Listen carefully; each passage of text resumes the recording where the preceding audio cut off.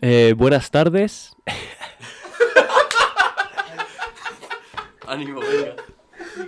Qué finales me ha salido, ¿eh? Buenas tardes. Buenas tardes. Estamos en el salón una vez más. Joder. Eh, Estoy un poco nervioso, la verdad. Porque hoy vamos a hablar de una cosa muy importante, a mi modo de ver, que es la enfermedad.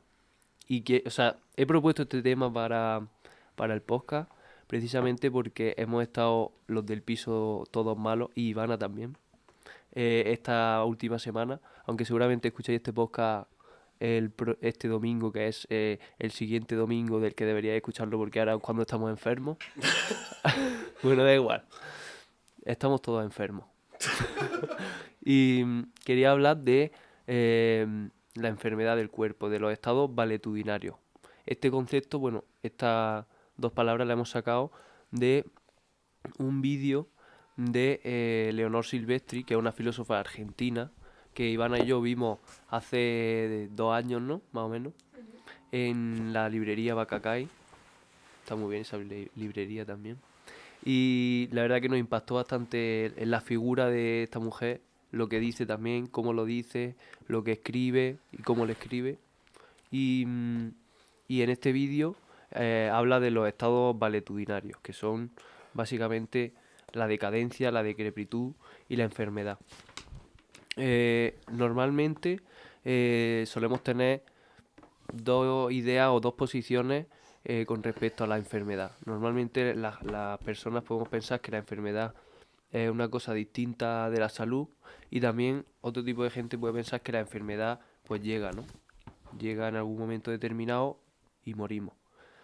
La tesis que yo quiero entender primero y creo que mi intuición es mm, defender es que la vida comienza cuando se pierde la salud.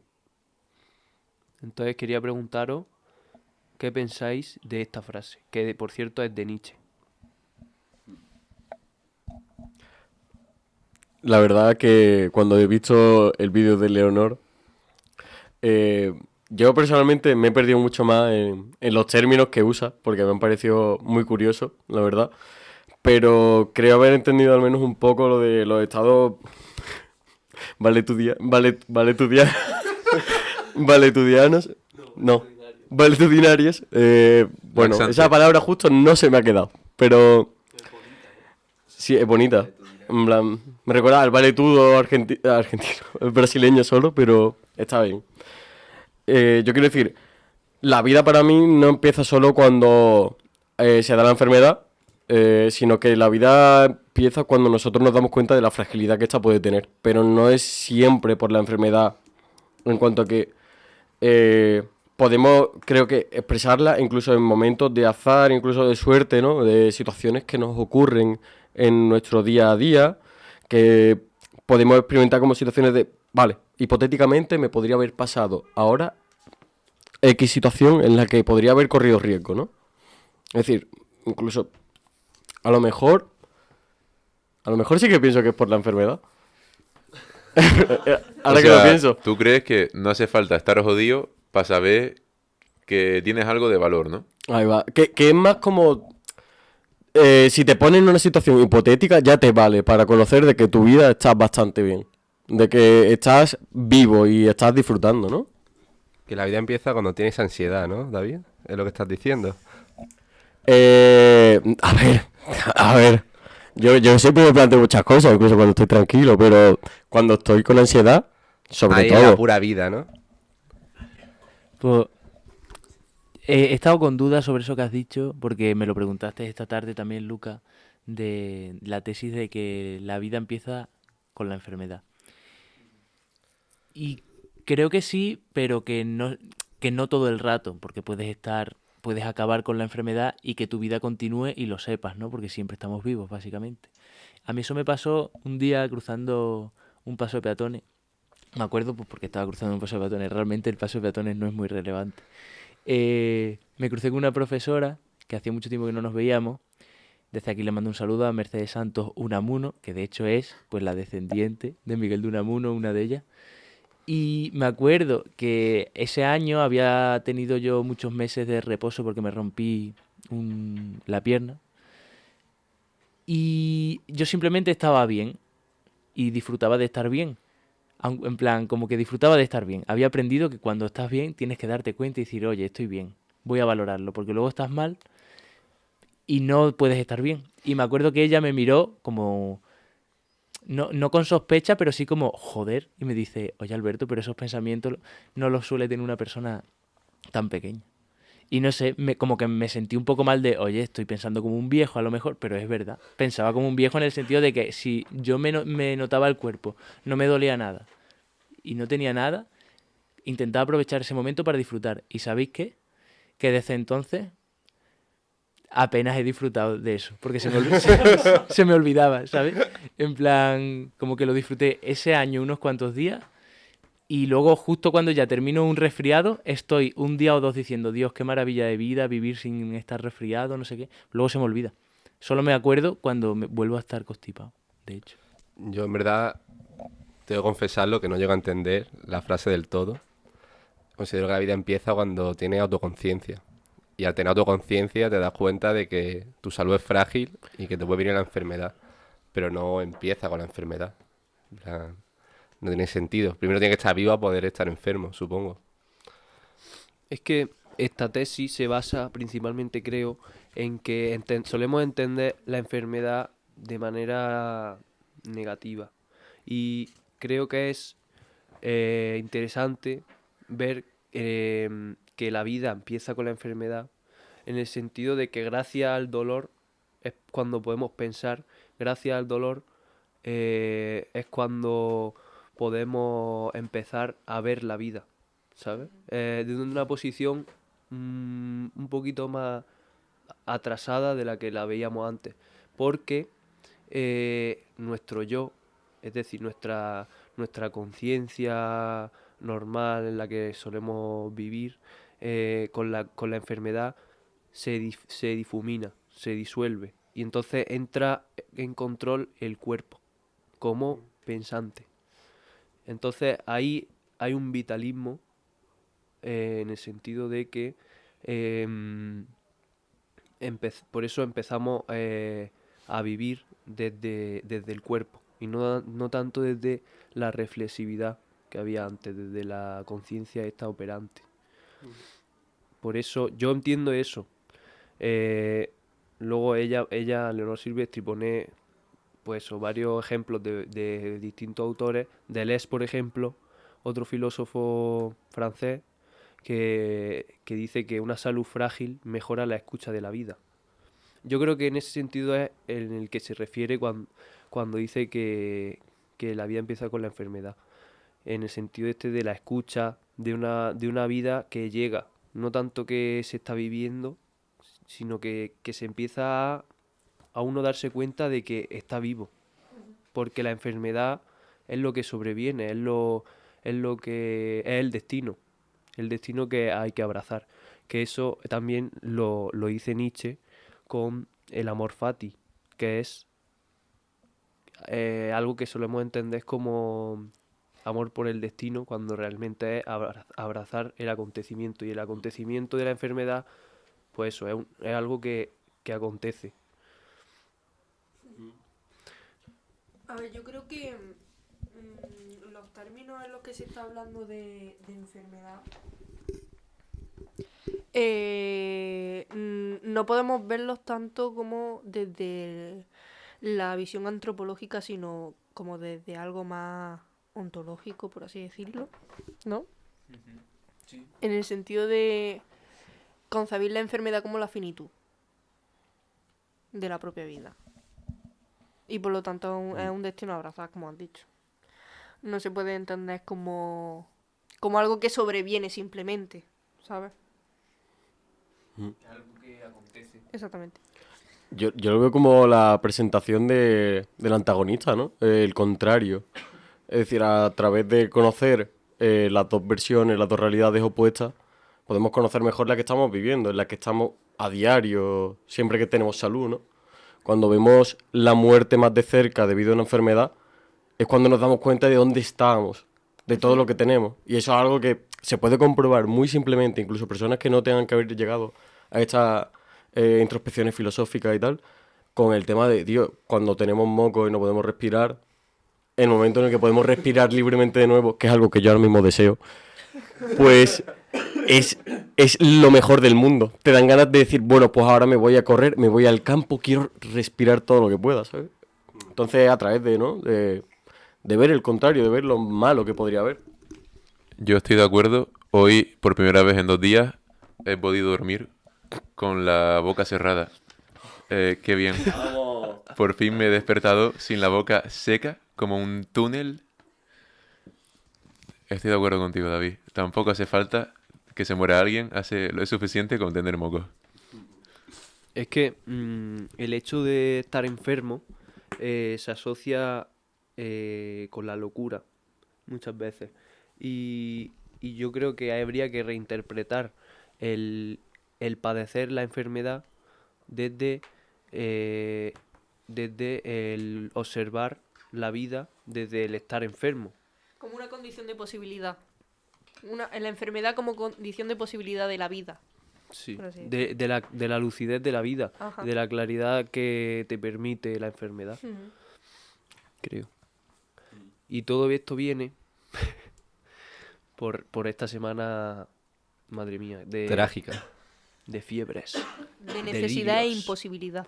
Delirios fiebriles. Lucas, ¿tú has estado Jung alguna vez? Plan... Antes de ayer estaba, madre mía, que parecía yo una bola de fuego. Doy fe, te vi. Ya ves. Por eso, pero en esos estados, que la verdad que considero en comparación con una enfermedad como puede ser un cáncer, lo de el síndrome, como lo que tiene Crohn, ¿no? De Leonor Silvestri, que son cosas mucho más complejas, en las que el horizonte de la muerte se ve muchísimo más cercano, ese enfrentamiento con el que uno se va, básicamente, a morir. Eso es lo que me refiero yo, y que no tenemos tan presente día a día, ni cuando vemos a alguien que también que está enfermo, que no nos llegamos a entender.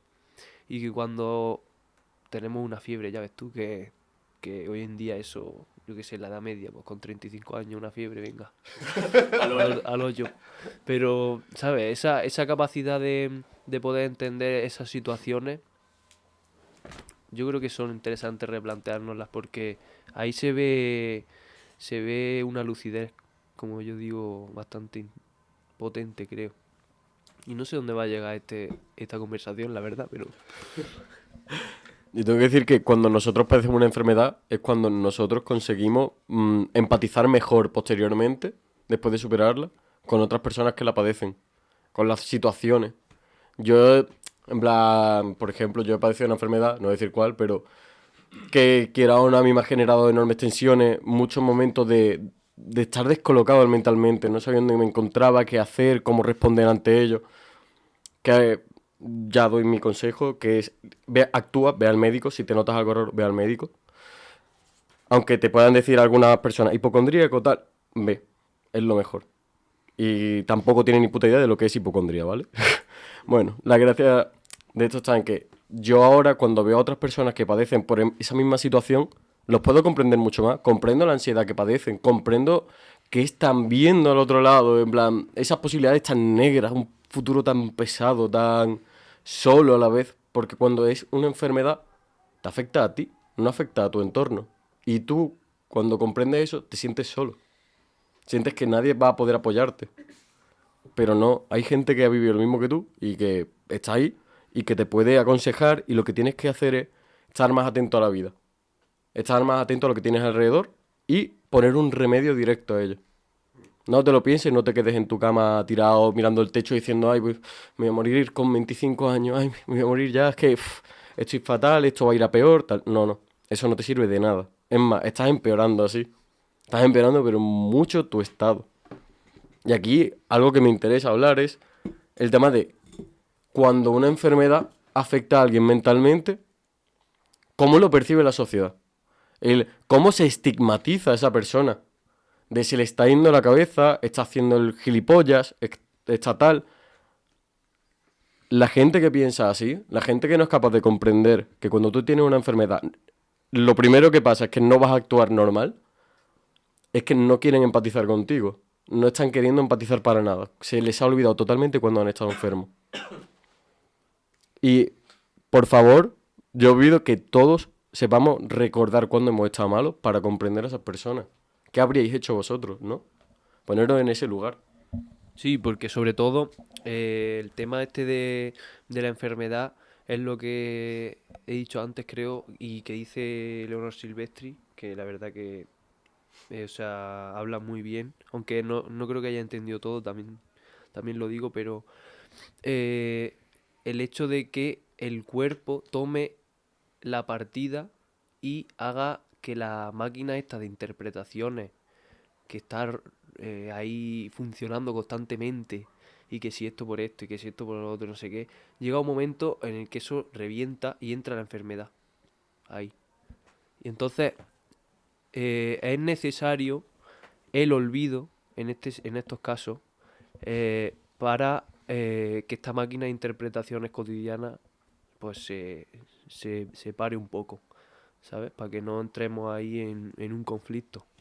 Y em, normalmente también entendemos el cuerpo como algo intermedio entre la enfermedad por un lado y la salud por otro. Cuando realmente, y esto es muy interesante también creo, es que la salud y la enfermedad es consiste en una cuestión de grados, de intensidad y de dosaje, en las que hay que entrar y salir, entrar y salir, entrar y salir. No se puede uno quedar en un sitio, porque si se queda en un sitio lo acribillan ahí, ni se puede salir del todo de ese sitio. Tiene que haber un dosaje, una dosis, en tanto que, por ejemplo, no podemos alimentarnos de X cosa solo de manzanas, porque las manzanas son muy buenas, pues vamos a alimentarnos solo de manzanas. No. Tenemos que tiene que haber un equilibrio entre pues lo que comemos, lo que hacemos, etcétera. Y también, evidentemente, un equilibrio entre lo que pensamos y lo que dejamos de pensar. Porque ahí también hay una alimentación, aunque parezca que no. Y eso también es lo que nos enferma, lo que nos enferma, que eso es una idea bastante cristiana por mi parte, pero bueno. Eso lo dejamos para otro momento. Vale, a mí me gustaría comentar, ya que estamos, eh, la fiebre pasa. Ahora bien, ¿quiénes hemos sido mientras teníamos fiebre? ¿Dónde se quedan esos pensamientos o esos miedos? El otro día hablando contigo, Luca, me contabas eso, de que a veces pues gente con mucha fiebre pues ha experimentado mismas sensaciones, mismos traumas, mismos miedos. Podemos intentar huir de esos miedos porque en realidad, huyamos o no, como digo, la fiebre pasa.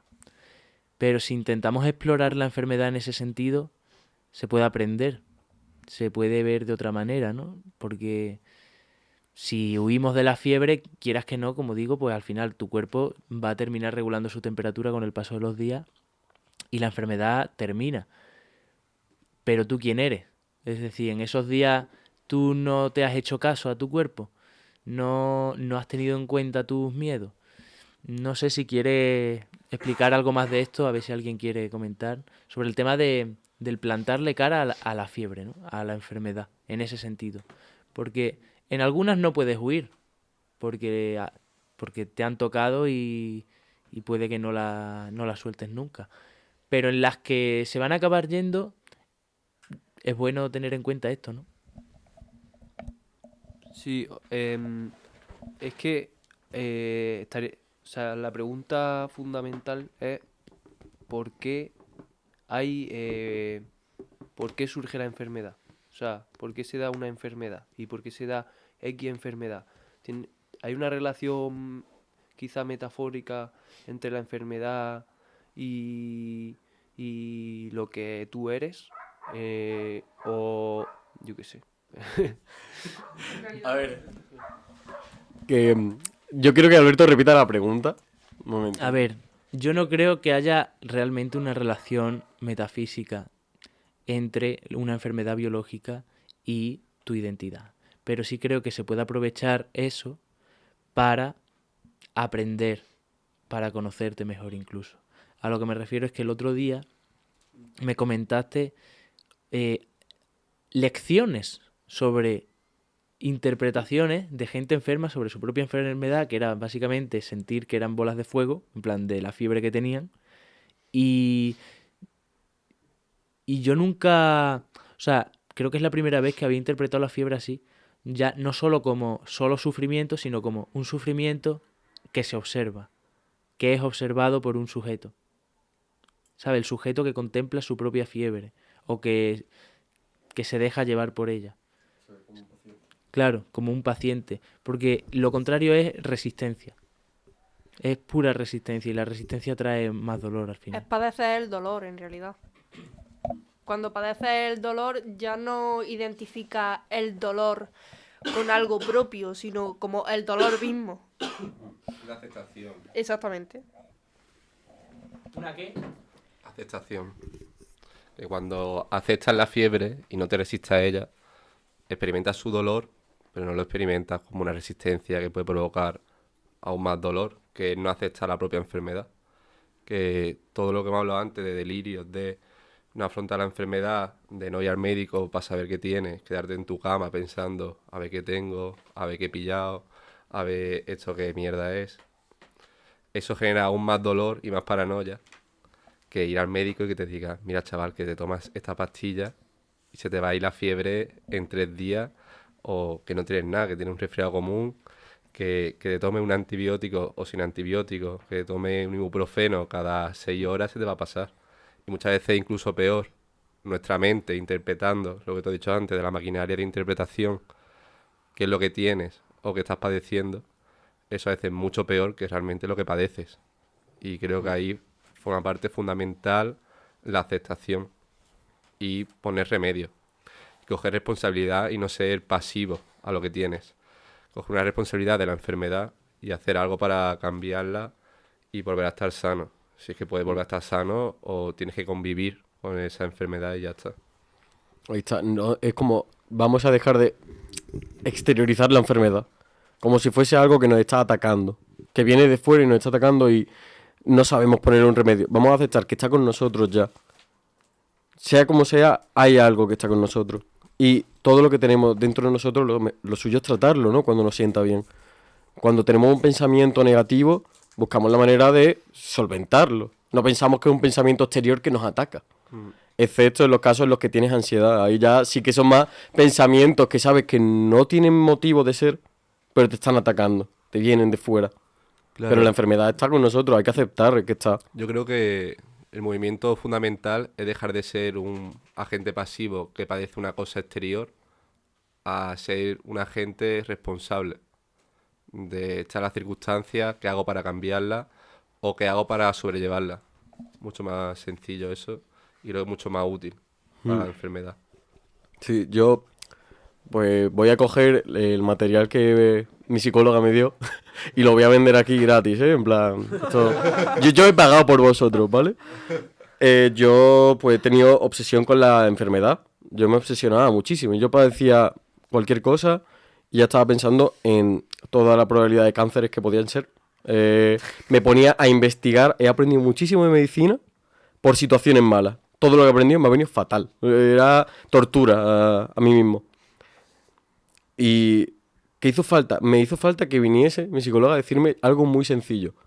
Pero si tú ves que tienes algo, ¿qué tendrías que hacer? Y le dije, bueno, debería acudir a un profesional a que me den algo, ¿no? Me dice, claro, deberías acudir a un profesional a que te dé algo, pero lo primero que te tienen que dar es una explicación de lo que es, porque tú no sabes lo que tienes realmente. En la mayoría de situaciones, lo suyo es no autodiagnosticarte, ¿no? Y yo, sí, me dice, entonces, ¿por qué no acudes al médico? Aunque tengas una duda, aunque diga, creo que tengo tal enfermedad y tal, pero a lo mejor puede ser otra. Vale, pues si ya tienes una duda, ve.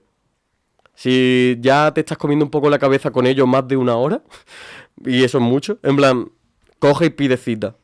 Tenemos una salud pública de la puta hostia. Y si no tenemos la salud pública, tendréis una salud privada, un seguro privado, ¿vale? Acudid, darle uso, está ahí para vosotros. Obviamente, si lo que tienes es un resfriado porque has pasado toda la noche en la calle, te ha llovido encima, volviendo a casa borracho a las 6:30 de la mañana, pues tío, en plan, no tienes por qué ir porque sabes lo que es, ¿no? Te has pillado un resfriado de la hostia. Pero si ves que has hecho vida normal, que no te habéis puesto a ciertas situaciones, pues entonces ve. Entonces puedes tener a lo mejor algo bacteriano, tal, que son cosas que pueden pasar.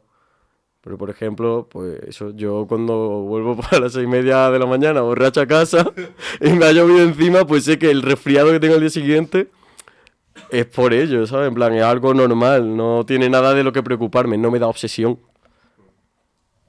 Yo creo que nos estamos desviando un poco de Un lo poquito... de la conversación, o sea, de la esencia que yo que creo en un momento quería transmitir, pero Yo iba a decir una cosa con respecto a la tesis esta de que cuando empieza la vida es cuando realmente aparece la enfermedad. claro, es que esa es la tesis. El caso...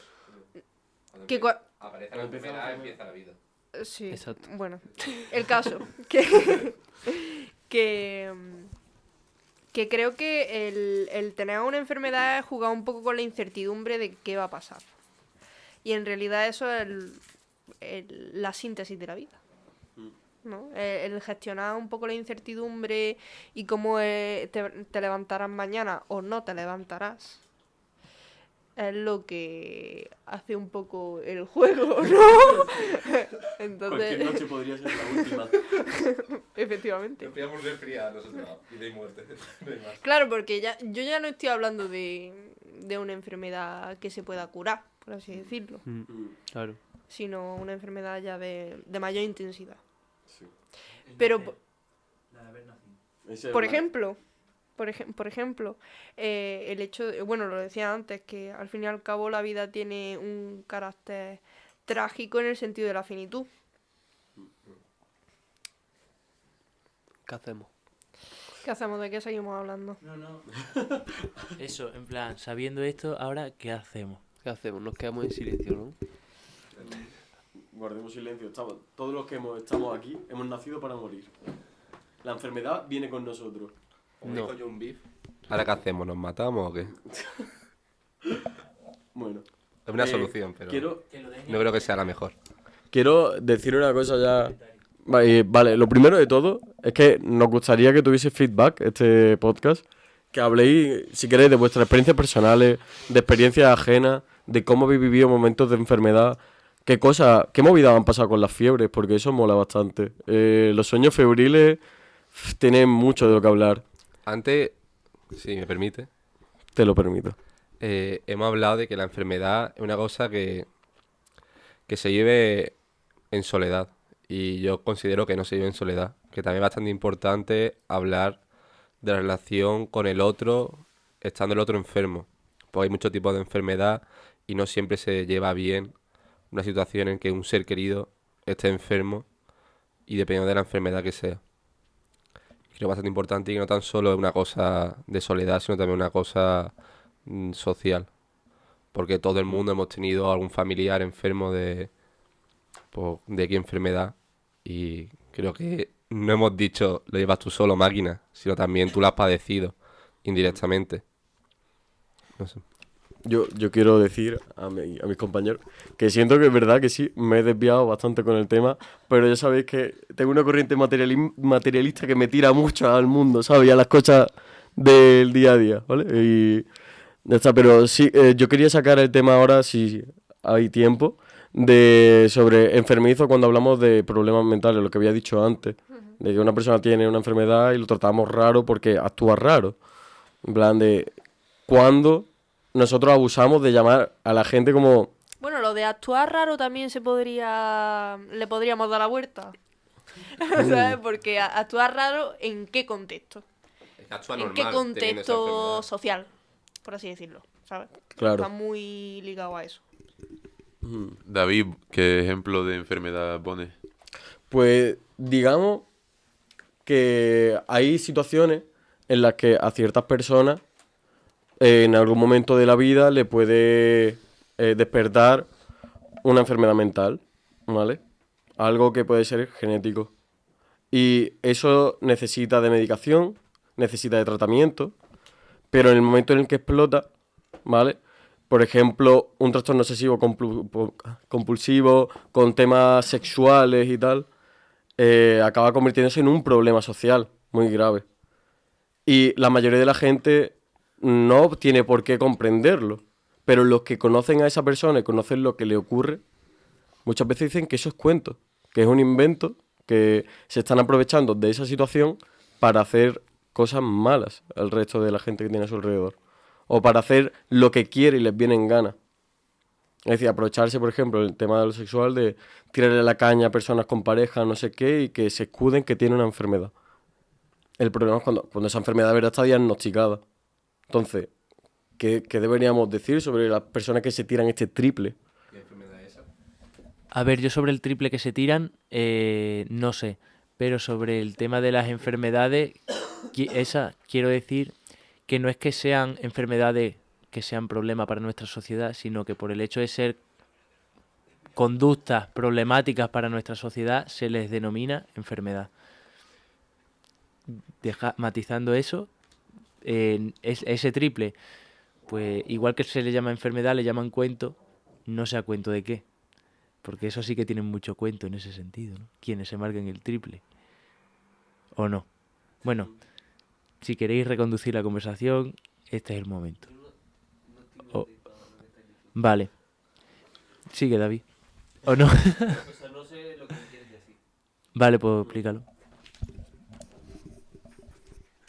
A ver, vamos a reconducir esto como medianamente podamos.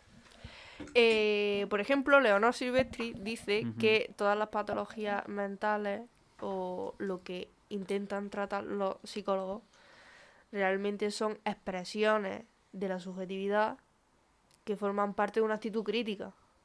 ¿Sabes? Que no son ninguna patología, que incomodan, evidentemente, pero es que eso forma parte de la naturaleza del sistema en el que vivimos.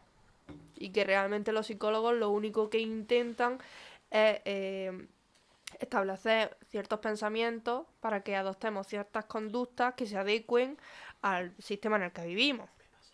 Por eso lo de darle la vuelta un poco al concepto de actuar raro, porque en realidad lo que no comprendemos como una patología es comportarnos de forma normativa en la sociedad. ¿Vale? Entonces, hay que estar fino, porque, o sea, yo creo que la postura de Leonor Silvestri es muy interesante, pero es bastante radical. Es muy difícil vivir con ella ahora mismo, o sea, me parece un arrojo al sufrimiento bastante porque grave. ella aboga, creo, por una sociedad o por que las personas sean capaces de vivir más solitarias de lo que viven, sin necesidad de ir al centro comercial cuando hay un COVID del copón y a comprar no sé cuántas mil cosas y poder simplemente quedarte en tu casa y leer cosas. Ya, a ver, yo creo que no Y aburrirte. se marca tanto una tesis individualista radical, sino que ella también cree en la intersubjetividad y en que nos podamos relacionar perfectamente. Lo que pasa es que desde el marco teórico en el que vivimos ahora es imposible. O sea, tenemos una reducción de las afecciones increíble y medias por síntomas de una opresión total, esclava. Creo que también el testimonio de Leonor Silvestri se puede malinterpretar o puede hacer bastante daño, pues también se puede apoyar en ese discurso abogando por un rechazo del psicólogo, y no nos olvidemos de que vivimos en un sistema que no tan solo incomoda la postura de la persona con un trastorno mental, sino que también se hace daño a sí mismo en este sistema, y que no es necesario ir al psicólogo y no aislarte y quedarte en tu casa leyendo cosas, porque No tienes que olvidar de que vives en una sociedad que no tan solo incomodas tú, sino que también te está incomodando tu propia postura. Y a veces a lo mejor es necesario pasar por el embudo de la psicología, rechazar un poco tu subjetividad para poder ser un poco más feliz. Pero en ese diálogo con la psicóloga, con el psicólogo, ¿hay alguna solución o es simplemente Un engaño. un diálogo? Es decir, una persona que te escucha. Hay también propuestas por parte del psicólogo. En plan, no Para- tan solo te escucha, porque te puede Pero escuchar otra para- persona, pero es una persona que se ha formado para escucharte y para aconsejarte. Pero ¿para qué son esas propuestas? Yo puedo responder a Luca con una pregunta. O sea, voy a hacer el esfuerzo de comprender lo que es tal y yo pues hago una pregunta para ver si estamos yendo por el mismo sitio, ¿sabes? Exigir que la visita al psicólogo tenga una solución, proponga una solución, yo creo que es un poco injusto, porque sería como pedirle una funcionalidad a la filosofía. Porque la filosofía normalmente, el ejercicio filosófico, consiste en describir cosas, en describir pues cómo funciona algo usando ciertos elementos. Pero es que la descripción es ya de por sí, se me olvidó la palabra. Reveladora, como dice Alberto, creo que no. Creo que eso es...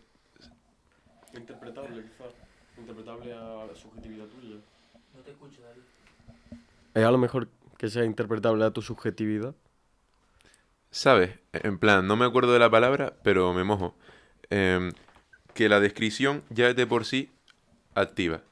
De que la descripción de algo ya... Joder, es que la palabra era perfecta. Es como, imagina, como si fuese una caja de herramientas, quizás. Que te da unas herramientas para que tú puedas usar. Es que mira, esta palabra se la escuché a Ernesto Castro un día y dije, ¡buah, palabrote! Pero que era una palabra normal, o sea, no me acuerdo. Pero digamos que la descripción de algo ya básicamente te incita a actuar de cierta manera. Aunque no sepas muy bien por dónde va, pero mejor dejemos de decir palabras Da porque igual, venga, sigue, sigue. ni yo no me voy a acordar. Entonces, claro, entonces, como sería una injusticia pedirle a la filosofía, vale, pero si tanto describes, haz algo, ¿no? Pues lo mismo quizá sería la visita al psicólogo, porque la visita al psicólogo, como decía Juan, es la visita a alguien pues que lleva estudiando sus años y tiene una comprensión pues educada de cómo comprender según qué cosas. Y esa escucha comprensiva ya es algo. Ujú. O sea, pero esa escucha, esas herramientas que da el psicólogo, aunque sea solo en la escucha, eh, bueno, si es una escucha simplemente, pues uno va al psicólogo y se desahoga, ¿no? En cierta forma, si no hay nadie, si no está rodeado de gente que te pueda escuchar, ¿no? Y eso también te reestructura en gran medida tus interpretaciones, pero sigue habiendo una maquinaria de interpretaciones. Eso es lo que quiero decir yo también, que seguimos en el juego de reinterpretar las cosas. O sea, no hemos acabado con el hecho del juego este de maquinaria de interpretación que continúa, que continúa, que continúa. Si luego el psicólogo también nos ayuda, lo que está haciendo es darnos una otra forma de ver las cosas, otra maquinaria también. Nos está entregando su interpretación en alguna forma. ¿Qué cambia ahí? ¿Qué hacemos con eso? A ver, yo quería salir un poco de esto para volver a entrar, pero con otra mirada, por así decirlo, ¿vale? Leonor Silvestri también, en otro de sus vídeos, que me parece que habla sobre la magia, la presencia y las brujas, creo que se llama el vídeo, o es una serie de vídeos, y está analizando un poco un texto de Preciado que se llama Textos Junkie, y habla sobre los estrógenos, ¿vale? El consumo de estrógenos en las mujeres, ¿vale? ¿Qué son los estrógenos? Pues una hormona que hace crecer y decrecer cosas, ¿vale? Y se supone que Los estrógenos se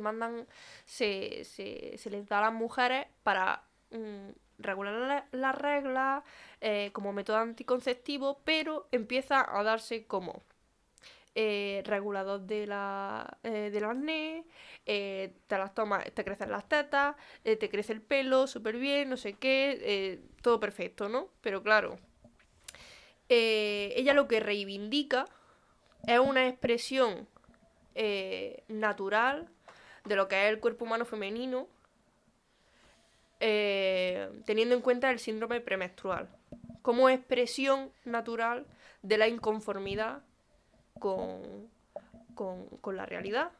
O sea, cuando estás en síndrome premenstrual, lo que pasa es que estás irritable, estás como muy mal con todo, pero eso precisamente, esa actitud crítica, es la que te hace volver a la realidad con fuerza. Y eso sería un estado valetudinario, ¿no? Exactamente. Exacto. Eso es lo que me refiero, porque ahí nuestro yo o nuestra conciencia reflexiva ha sido aniquilada, por así decirlo, por el cuerpo. Porque el cuerpo ha tomado la acción y es el que disuelve el yo. Entonces tiene una actitud muy diferente con respecto a... Sí, yo creo que a lo que se refiere Leonor Silvestri es que hemos desnaturalizado el bien, por así decirlo. Como que le hemos dado una especie de perfección platónica en la que ya no podemos pensar la naturaleza sin violencia. ¿Sabes? Ni la vida sin violencia. Entonces, como que intentamos moralizar todo lo que nos rodea, todo lo que existe, por así decirlo. Y creo que está muy bien conseguida la tesis de cuando empieza la enfermedad, cuando realmente empieza la vida. En esto estoy muy de acuerdo, en plan, justo lo que acabas de mencionar. Sobre todo el tema de que hay momentos en el que el cuerpo se tiene que imponer a la razón, en plan, al fin y al cabo. Pero tengo que decir que no comparto la visión sobre el tema de la psicología. La asistencia psicológica busca de verdad adaptarte al sistema, porque al fin y al cabo el sistema es una fuerza imperante y si no te quieres adaptar, lo más seguro es que sucumbas ante él y ya está. A ver, Entonces, no se puede vivir en un estado permanente de enfermedad porque si no, moriría. exacto.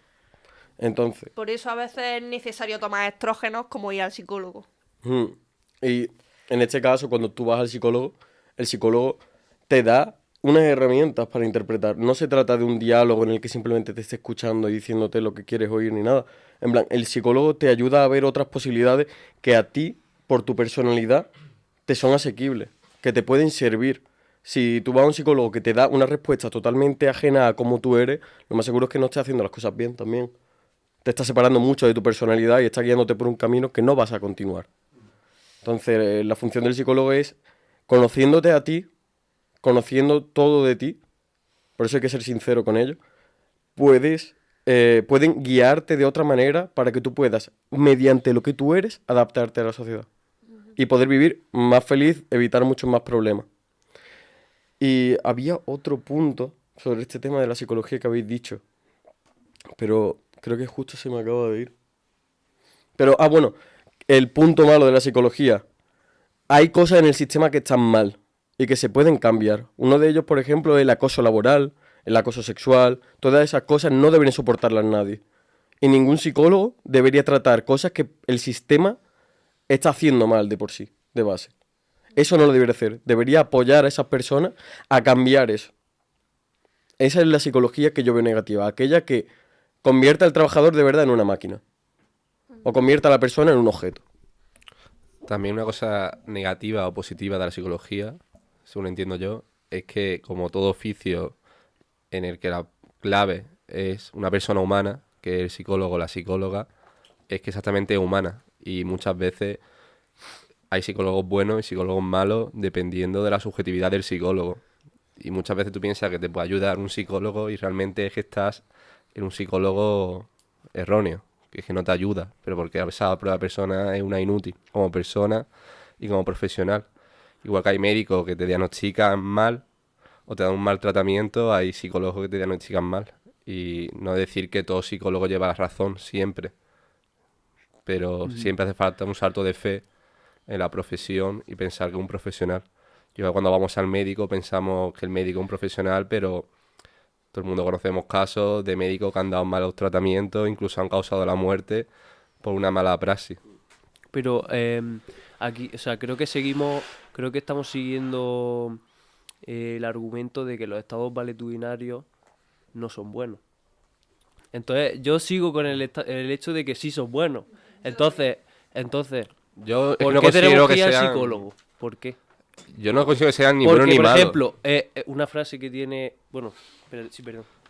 En plan, no considero que sean ni buenos ni malos. Son buenos y malos dependiendo de lo que provoquen esos estados. Están ahí Pero una los persona estados, que tiene un estado valetudinario va al psicólogo.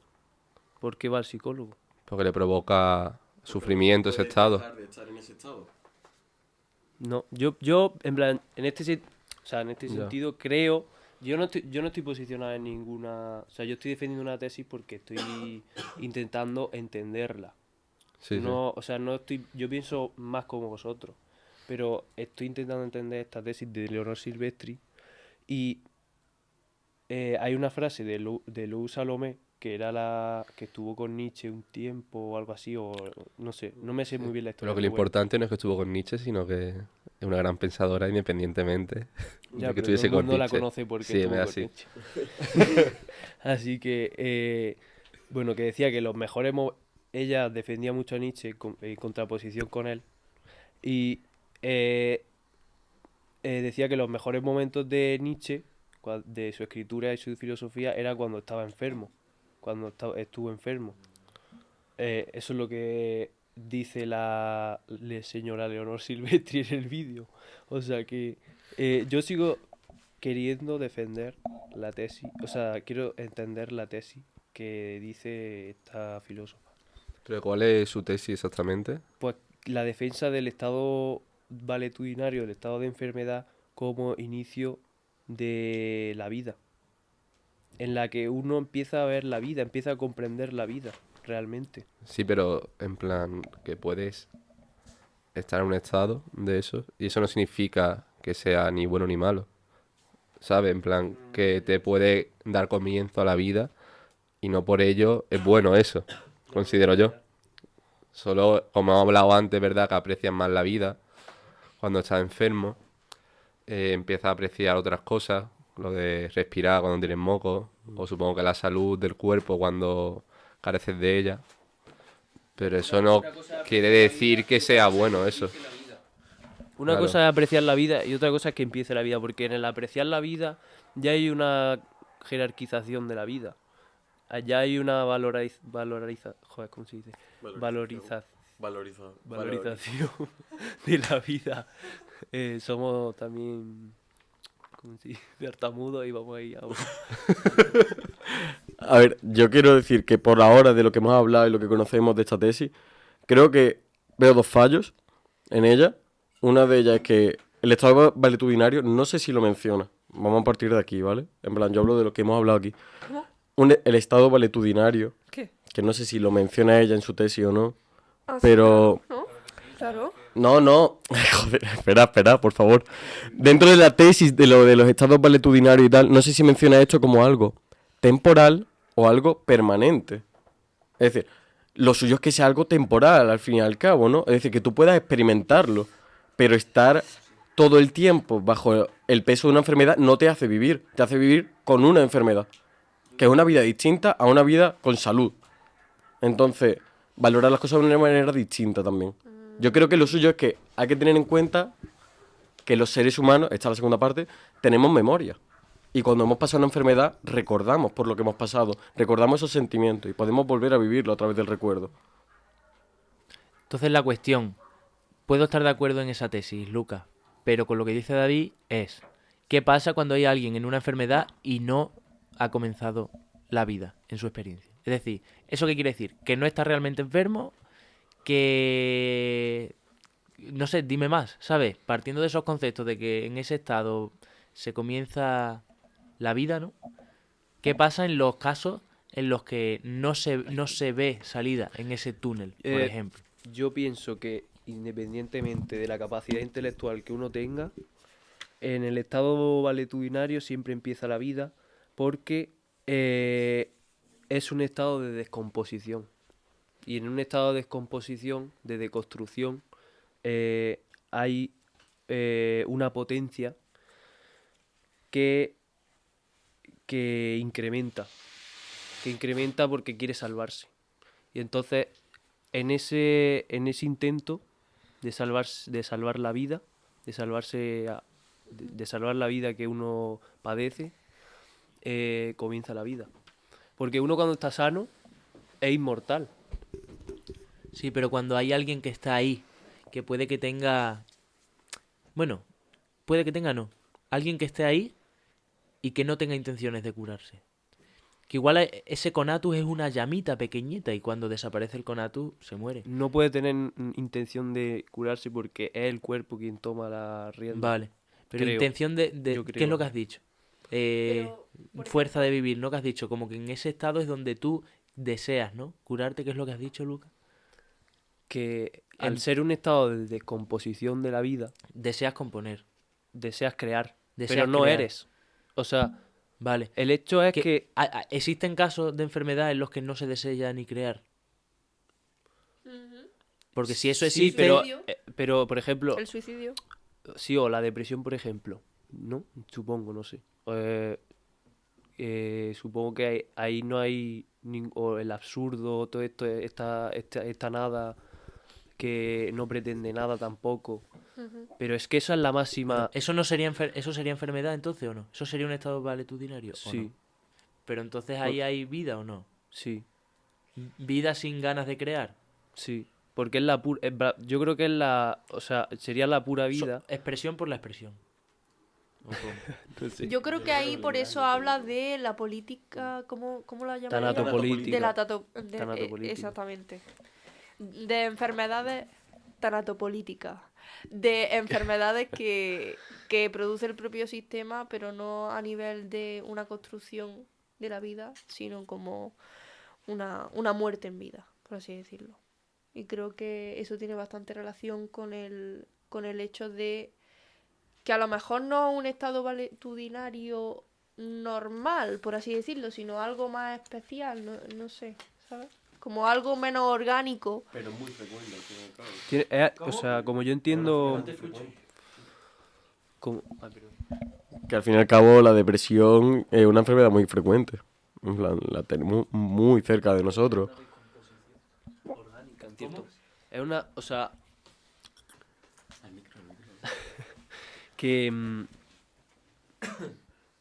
Como yo he entendido la definición, es decadencia, decrepitud y enfermedad.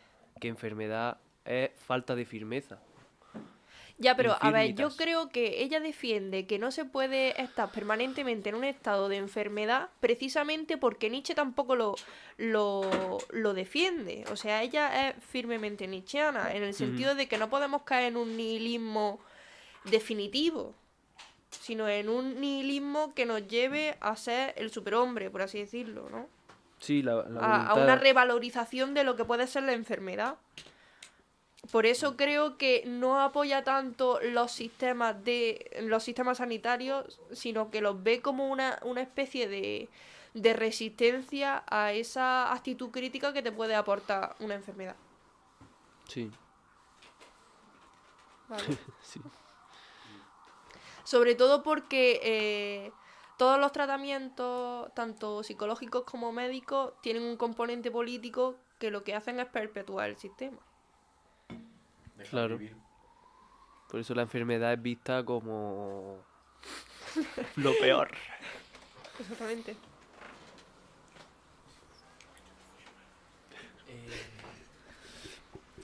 Esto lo podemos cortar, pero alguien se ha pedido. Esto lo podemos dejar en verdad, porque es gracioso. Alguien está en descomposición. Rechazo tu tesis, Lucas. Huelo esto y no quiero crear. A ver, yo sé que Spinoza está muy, muy por todo esto, pero en contra de Spinoza tengo que decir que por mucho, no me gusta, ¿eh? por mucho que no le gustara la esperanza, la tenemos. Ya. No. Entonces, hay una experiencia en la enfermedad que si no se da es porque eres un dios o una bestia, básicamente. Y es el tema de la esperanza de que no acaba así, de que eso se va a curar, por ejemplo. La esperanza es muerte en vida, Alberto. Vale, no, sí, pero es que, ¿y qué somos? En plan, antes que seguir a Spinoza, que yo lo sigo mucho, tenemos que darnos cuenta, primero, de que la tenemos, antes de negárnosla. Porque si no, estaremos teniendo esperanza en que somos espinocistas. Y ahí ya la estamos cagando mucho. Porque para ser espinocista hay que pasar por Spinoza, esperar ser espinosista y luego negarlo para ser el más puto espinosista del mundo. Entonces, señalando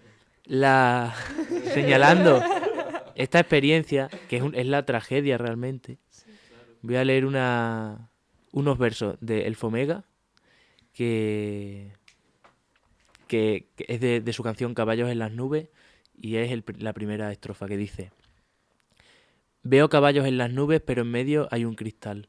Que esta realidad sepa a comida de hospital, pues no es muy normal. No mola nada. Soy un mortal lleno de aristas. Mi cara es de nada, una mierda de disfraz. Que todo termina es un mal chiste. Vale, es para estar triste.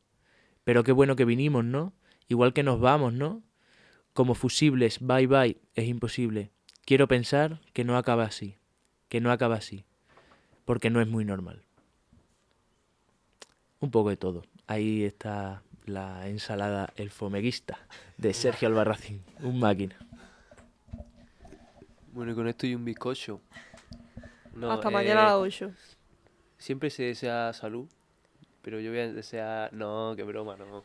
Salud para todos. Bueno, chavales, que... Bueno, esto lo cortamos también. Qué vergüenza. Bueno, ¿qué queréis decir más? Que bueno, salud para todos y aprovechen que estamos en temporada. Mandarinas, 3 kilos, están normalmente a 2 euros. Los aguacates también. Y las manzanas de Durca están de puta madre. Entonces, escúchense el podcast, piensen de la comer enfermedad, sanito. pero hijo, Haces deporte. comen fruta, ¿no? Igual es un poco de investigación de mi propio miedo, pero si yo veo un podcast que se llama La Enfermedad y empiezan a hablar filosóficamente de la enfermedad, yo no sé si me lo escucharía. Así que si habéis llegado hasta el final, un abrazo y espero que estéis de puta madre, al menos de ánimo, ¿sabes? Ya está, mucho ánimo. El que haya llegado al final, me comprometo a regalarle un plátano canario. Pero tiene que haberse escuchado todo, ¿eh? O sea, bueno, espero que nadie haya saltado aquí, ¿no? Pero ahí está. Plátano canario para el que tal. MD, parásitos puntos filosofales, chavales. Y una pegatina te llevas también. Pegatina y plátano. Bueno...